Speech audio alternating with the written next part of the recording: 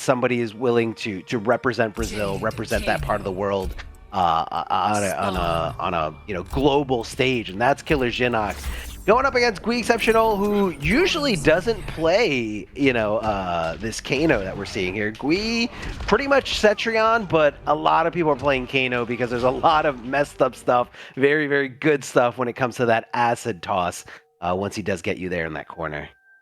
And it looks like he might have the biomagnetic pull as well, so expect some of those, the neutral as well. And for Killerxinok, it's the spawn. Oh boy, Killerxinok looking to, this is definitely fitting of his play style for sure. He was a Johnny Cage player back in the day. Loves him, something that can cancel. He has the cancelable cape in this variation. He has really big range. He loves characters with really big normals that are hard to stop. And 3-4 fits the bill, baby, for Guiexceptional. Misses the back one for the restand combo. And Killerxinok falls for the low. This has been all out war right now. Yeah, I think he assumed a breakaway was coming, and he actually didn't get it. But look at the damage here coming out of Killerxinok. I mean, it looks like hasn't missed a beat when it comes to execution. Oh my God. Right through the projectile. That's going to be a crushing blow requirement. Popping up and, of course, breaking away. But this is where it's really scary. Can he get that forward throw? No. Uh-oh. The acid into the fire. That's going to be an unblockable explosion. But Gui is now going for a ride as Killerxinok fights his way out. Gets hit with the overhead, follow up with the manhandled string, gets the forward throw that's failed, escape, so gonna meet that requirement. Next throw could be 30% if Gui finds an opportunity to do so. No, standing position, getting chipped out. Oh my goodness. And the reason he didn't poke there is because, he was so sure that a down one was coming to challenge him. After that restand, I believe spawn is like +1 or +2. Very, very, very close. So it's just kind of, the call out. Like, is he going to challenge with something really fast and just get a clean hit on me? Or is he going to do something a little slower and chip me out? And that's definitely what he went for. Just went for the easy chip out situation.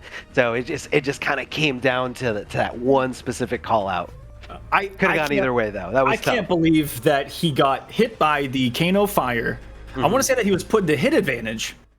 And he swung with the slowest normal in the world. Like Spawn's slowest thing that he could have done right there in the least disrespectful position worked. And that was insane from Killerxinok. He did a forward 2 out of the corner. Ends up catching Guy, though, trying to do something tricky to open him up after the hit advantage, I guess, right there. And that led to 40%. And as we say, the story goes. That's the way the cookie crumbles.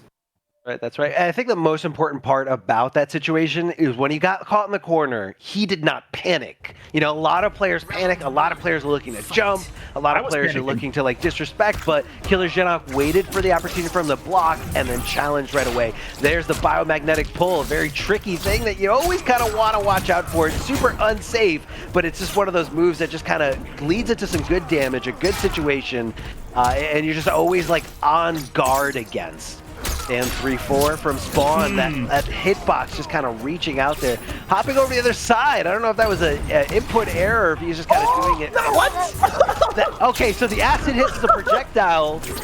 So the cape swoop stopped the projectile, but he still had the acid effect on him. Oh, no. So he exploded. That was such a strange, specific exchange. He was right, but he was wrong.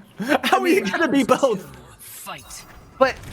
So the cape is invulnerable to projectiles. The acid is a projectile, but the effect still went through. So again, it's just all these strange little intricacies, how something affects something else. It's just so mind-blowing. You don't know until you try. That's gonna be a nice use of the interactable, getting a little bit more damage right in front of him. That Oki's so good for Kano, especially if he wants to use, something a little tricky like a regular throw. Whoa, the biomagnetic pull back. And then it even covered the rollaway. Did you see that? What smart calculation from Guiexceptional, who has really surprised me with this completely different everything as far as play style and character style, moveset from what we're used to seeing him with the Cetrion. He's used to being this state, gonna keep away. He's playing the up close brawler. He is still alive here with a little bit to go. He's trying to stay alive. Goes underneath the projectile, and then getting the fatal blow. Oh my God! No, he just committed. Absolutely raw. Guiexceptional twice. That sneaky low coming into play here early on. Xinok falling for it. Is this enough for the kill? Get off my boot, Spawn. 1-1 here in the Brazilian showdown.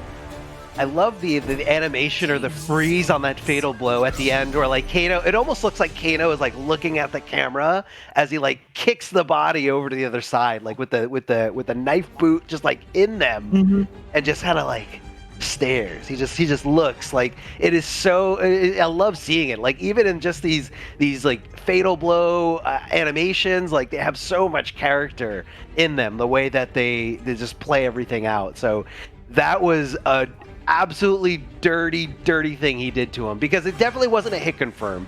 The high actually got blocked, the low didn't, and he preemptively just said, you know what, I'm going for it. Because he did have an extra round to play with. So if that did get blocked and the fatal blow got blocked, super duper punishable, but he still had the fatal blow for the next round. So it was the right risk to take, and clearly it paid off. So, you know, really not lacking anything there. A super great decision making here. Killerxinok sticking it out here with Spawn. Going into game number 3. Of course, this is the loser side, ladies and gentlemen. Remember, the loser here is going to be eliminated from the tournament and out of the running for that grand prize. Oh, big overhead boot follow-up. Thanks to that manhandled variation. Spawn currently in jail right now, where no one wants to be when Kano comes a knocking. And here we go, the restand. No fire, no offensive bar for it, but he's still getting a lot of damage. The up two from Spawn hitting from far away. Rare one to see right there. The low of his working out. He's going to get some big damage. And look at these smooth cancels. I don't know what he's going for. Did he maybe try to read something? Not too sure, but he's got fatal blow and Spawn. A lot of damage here. He's got a lot of range, and he lets Kano get up into the bully zone. Commits, but is that going to go punish? No, the buy up was too far away. Push back. Oh no, things I hate to see as this is still going. No commitment to the forward one. This is going to put him in life alert here. These projectiles are really hard to get around. He was able to get through one. And by the miracle of the Elder Gods, and the low off forward 2 clips him from downtown. Killerxinok stays alive. Yeah, staying alive here. That low clipping him, not expecting it. That was a little scary. If he held that cape swoop, would have been a little bit of a different story altogether. Big jumping kick here. Oh, okay. Oh man, crushing blow requirement met, thanks to the fact that that was a nice punish here. Gets the tick throw on the interactable. Scary stuff here, but of course anyone can access it. Trying to chip out as much as... Oh, even when he has very little to risk, still on point. Doesn't get the second 1-1, and that is so unfortunate. A little bit of a miscalculation on Guiexceptional's part. He thought he was a little bit closer to the corner, thought he wouldn't need to dash forward a little bit, but it just kind of, you know, it just kind of threw him for a little bit of a guessing game, a miscalculation, if you will, on spacing. So that was the opening that Killerxinok needed. And because he had very little health, no real risk there, just kind of waking up with that down one, a nice little poke, nothing too scary, nothing to really commit to. And Killerxinok really keeping his mind like focused here. That last game, that was all Spawn, man. Like that was him in full control here. So.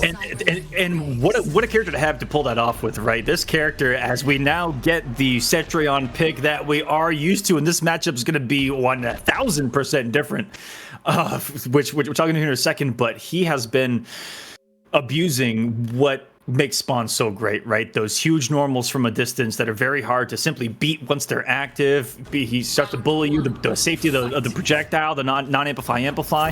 He loves those kind of mind games and pressure and going overneath the projectiles. Mama Cetrion here early on with the Hell's Wrath, and I said this is a completely different matchup. Mama Cetrion, it's our first time seeing her in this tournament. If you guys haven't seen her before, get ready to see Mama Nature unleashed. But did you see the stand-one anti-air conversion from Killerxinok, even into the interactable? And this he's just picking up where he left off right now, Arma. He definitely is. I mean, look, he's trying to go with it. Cetrion definitely not a high-hitting character, but, you know, she can pretty much stay in control in a lot of situations. That was the right call out there, but if it was the lower boulder, I think she would have recovered a little bit later. Could have gone for a huge combo there if that was the correct boulder that he guessed on, so that's what he's going to be looking out for. Tries to go for the teleport, but just gets smacked out of it there, and that's going to be enough damage here. Killerxinok on match point here, trying to take this 3-1 as Guiexceptional runs to Cetrion, runs to a character with a little bit more options here. Good cancel, recognized the teleport was coming out. And if he would have done Hell's Wrath, he would have died because the absorption was right there with the cape. It was Killerxinok looking to make the huge read, but Exceptional, beautiful teleport. And look at the reward for it as well. Gets the corner, says put the bomb down. No, another one works. Luckily, it was too far away for the commitment. Maybe could have charged from downtown, but Killerxinok ready for that one. I think he's out of bombs in the corner. I'm pretty sure that we've seen Cyber Sub, Smoke, and Cyrax make a slight appearance here in MK11. Rip my man Cyber in the background. You will not be forgotten, my friend. He just goes off into the distance to serve something else. Okay, the straight fire, the laser coming out of Cetrion. Doesn't go for the unsafe string, instead keeping it nice and safe thanks to the tornado. Oh, with a spacing there. Good punish from Killerxinok, and what a pickup here. That strange little scramble, that strange exchange as the airborne spawn does get hit. We able to kind of confirm into that, recognizing that situation and getting as much damage as possible. Oh, that's gonna be a super unsafe thing to do with City, getting full combo punished. And not sure if he was expecting the breakaway, trying to do as much damage as possible to maybe set up for more zoning. Again, Cetrion can just kind of stay back, throw everything, throw the boulders, throw up the rock, the laser. Oh, again! I feel like he's faking him out on purpose because the air boulder recovers faster. Keeping him in check there, down 4, just taking advantage of those plus frames, taking advantage of the fact that she can teleport and amplify to stay away, and the brutality spawns back, just withering away to nothing. I don't know where the cape went because it's completely gone. Science is out the window when it comes to this one, ladies and gentlemen. My man exploded, and in our second, only our second Brazilian showdown match of this top 8, as 5 of our 8 finalists are from Brazil in this region, goes to a game 5. These Brazilians are incredible. Arma is, I guess, the only thing I can say here. Absolutely incredible back-to-back game 5s. And it goes to show you the strength of not just their top players, but the whole region, that all these guys are coming into play. Because if you look at top 16, if you look at pools, nothing but game 5s there as well. And it could have gone either way. And if you switch out a couple names, I still wouldn't be surprised. Yeah, it's always different, and what's so cool is that these players are all so familiar with each other, and you can even see the fact that, like, me and you kind of had no idea who Killerxinok was really going to go for, but it kind of seemed like Guiexceptional had at least some kind of preemptive strategy going into this set with Kano, but it looks like the Cetrion pick is where he's feeling more comfortable, definitely where he bet it all, because this is the last pick available. This is the last game here, game 5 situation. Let the fire rip, man. It is going to be disgusting. And a little zoning of his own. A Spawn has a really good projectile, but other than that, not other tools, where Cetrion kind of has like a whole assortment of zoning tools. That forward throw going to keep you really far away here, but Killerxinok trying to close that gap. Love the hit confirm into it. Smart idea. Expecting to hit not expecting to hit an airborne opponent, so that's why he got punished there. Because Guiexceptional had time to break away, stand up, and full combo punish that charge. Yeah, and I cannot believe every single decision that Guiexceptional just made, even as I'm saying that sentence. I would say like 6 in a row, making such smart reads, from reading the breakaway, from keeping it, you know, his punish, he kept it unbreakawayable intentionally because he didn't want to deal with it. He just did some damage, kept him restood, had a feeling he was going to swing. He did that, and all of a sudden against Cetrion, if you disrespect the hit advantage, she can take away a lot of damage. Even coming down to that last read, absolutely stupid right now. Guiexceptional is on a fire. Oh yeah. Again, it all comes down to those heavy reads. You know, even when you're full screen, you got to decide. You got to see, what is my opponent going to do? Look at the spacing here from Spawn. Not the fastest buttons in the world, but they definitely have some reach down to and get as much damage as possible on the board, especially against a character like Cetrion with a little bit less health. Crushing blow going to be enough to do it. Mr. Aquaman, not only do we have a game 5, we have a final round situation here. Last round, everything on the line here. These two have ignited Evolution Online 2021, baby. Almost makes the Herculean read with the air boulder right there. Mama Cetron teleporting out the safety, says stay over there. Are we going to see some rocks? Absolutely abusing those low pounds right there. Yeah. Killerxinok looking to make a big read with a cape, perhaps. He's just slowly working his way in. Love that he's using that great mobility of Spawn. Has one of the best wave dashes and dash speeds here in MK11. He's trying to scout. Oh! Was looking for the teleport to get the big jump kick. Abusing that down 1-2. And now this is definitely doable. Swings out with a forward 2 in that situation. Not a lot of time to do that, but he made it work, baby. He's going to reset neutral off the teleport. Oh my god, caught him whiffing for days here, Arma.